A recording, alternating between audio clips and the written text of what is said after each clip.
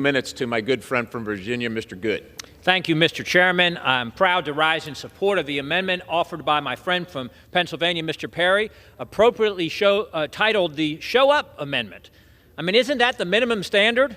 Show up, come to work, especially when you're on the federal dole paid by the taxpayer. This amendment would ensure that the staff at the FAA do what most Americans probably assume that they're already doing and actually go back to work.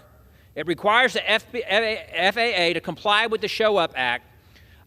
The problem, as Mr. Perry has already mentioned, with these federal agencies, you ever try to get a passport recently or a visa recently, need help from a federal agency? The employees are not at work. The Show Up Act was already passed with bipartisan support earlier this Congress, and this common sense amendment requires agencies to return to the policies that were in place as of December of 2019, just 3.5 years ago.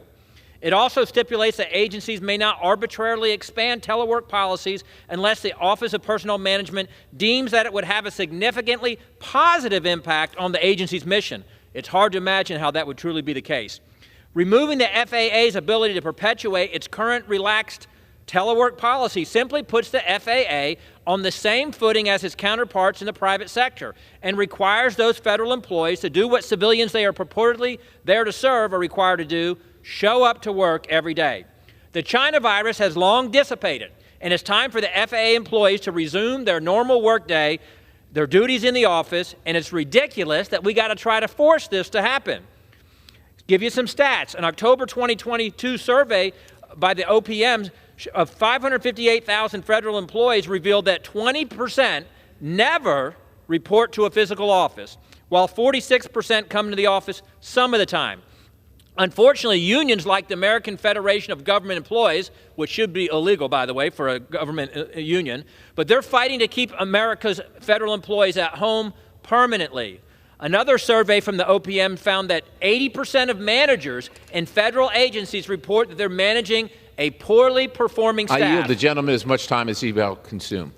80% of federal managers report that they are managing a poorly performing staff, and it's nearly impossible to take actions like demoting or firing them, thanks again to the government unions. This problem is even worse when you consider a May Federal News Network survey, which showed that only 80% of federal employees are coming into work, 8% every day. Mr. Speaker, what is it when there's an unfortunate incident that happens at the FAA, we need these FAA employees on site, ready to respond, to do everything to remediate the situation. My constituents go to work every day. Mr. Chairman, your constituents go to work every day. They don't want to pay the salaries for federal employees who don't have to show up to work. Again, it's hard to believe we have to have an amendment to require this, but this amendment should pass, and I hope all my colleagues will support it, and I yield back.